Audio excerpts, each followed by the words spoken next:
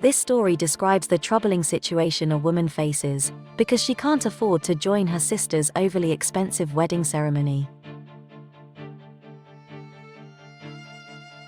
A woman loves her sister more than anything, but the latter lives out of state, very far away from her.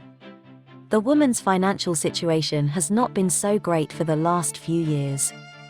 In January, the woman's sister requested that she become her maid of honor. The woman explained at that time that she would not be able to afford it due to the current circumstances. Her sister responded, saying that it was definitely okay and that she would pay for everything, so there was no reason to worry about it. That included the woman's family, since the kids would be part of the wedding, so she eventually agreed on it. Fast forward to 6 months later, the wedding was steadily becoming more and more expensive. The sister was asking her to pay $2,000 to attend the wedding, covering flights, meals, hotel, clothes, etc. She had no choice but to send her a letter explaining that she loves her and would want to be there, but unfortunately, she just couldn't afford it. For reference, she hadn't even spent $2,000 on her own wedding. This amount was needed just to attend her sister's. The woman gave her an expenditure limit that she could spend, which wasn't very high. She felt it was important to set a boundary as the costs had already skyrocketed beyond her capabilities.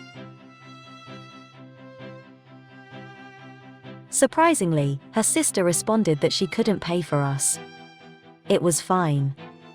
She was okay with that decision. She was happy to watch it virtually and it looked like they would have that as an option. But nonetheless, her sister seemed really mad at her about that decision. It's true that she went through a bunch of effort planning the bridal party and the colors. She really wanted the woman by her side, and that made our protagonist feel selfish for not spending $2,000 to attend the ceremony. She can now feel this tension between them, and she is starting to wonder if she made the wrong decision. She had run the costs for just herself to attend, and it still wasn't affordable.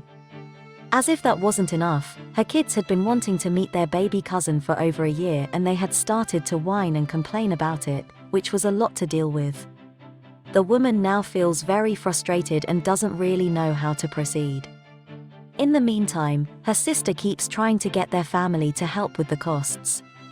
This makes it even worse for the woman, since their mother recently lost her job due to disability and isn't able to cover any additional expenses. What do you think? Should the sister have covered all the family's expenses? Was the woman right to not join the ceremony since it was financially challenging for her?